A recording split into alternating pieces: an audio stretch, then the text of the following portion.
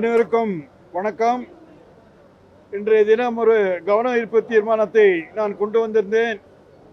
அதாவது நீலகிரி மாவட்டத்தில் கூடலூர் பகுதியிலே ஓவேலி என்ற பகுதியில் இந்த வாரம் மட்டும் கடந்த 3-4 நாட்களாக ஒரு புலி 2 நல்ல மனித உயிர்களை, இனிய உயிர்களை நாம் இழந்திருக்கின்றோம். புலி தாக்கி 2 ஆண்கள் இறந்திருக்கிறார்கள் என்ற கவன ஈர்ப்பு தீர்மானத்தை கொண்டு வந்து தக்க முன்னெச்சரிக்கை நடவடிக்கை எல்லாம் வனத்துறை செய்ய வேண்டும். இன்றும் கூட அந்த புலியை அவர்கள் கூண்டில் வைத்து பிடிக்க முடியாமல் ட்ரோன் மூலமும் பல முயற்சிகள் எல்லாம் செய்து கொண்டிருக்கிறார்கள். ஆகவே நவீன ஒரு சயின்டிஃபிக் மெத்தடா இன்னும் வந்து எந்த அளவுக்கு, ஏன்னா பாதிக்கப்பட்டவர்கள் ஒரு கிராமத்தை சார்ந்தவர்கள், கிராமத்திலே சார்ந்த ஏழை மக்கள். அது அடிக்கடி அங்கு நடக்கின்றது.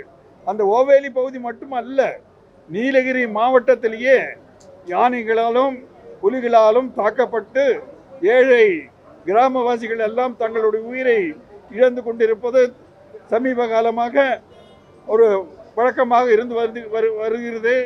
இந்த கூடலூர் பகுதியிலே நடந்த சமீபத்தில் நடந்த அந்த புலியின் தாக்கத்திலே இறந்தவர்களின் குடும்பத்தை கூட அவர்கள் பார்க்க முடியாமல் காவல்துறையினர் அத்துமீறல் எல்லாம் செய்திருக்கிறார்கள். அதெல்லாம் வன்மையாக கண்டிக்கத்தக்கது. ஆகவே அந்த மாதிரி ஒரு நிலைமையை இனிமேல் கண்காணிப்பு காவல்துறை செய்யக்கூடாது என்பதை நாம் வலியுறுத்தினோம். ஆகவே நீலகிரி மாவட்டத்திலே இது போன்ற உயிர்கள் எல்லாம் போகாமல் இருப்பதற்கு அரசு, குறிப்பாக வனத்துறை, கிராம மக்களுக்கு ஒரு பாதுகாப்பான ஒரு திட்டத்தை உருவாக்கி அவர்களை பாதுகாக்க வேண்டும் என்ற கவன ஈர்ப்பு தீர்மானத்தை கொண்டு வந்து அதை வலியுறுத்தினேன். அதாவது 310 விதியின்படி இன்று முதல்வர் அவர்கள், மாண்புமிகு முதல்வர்கள் 3 அறிவிப்பை தந்தார்கள்.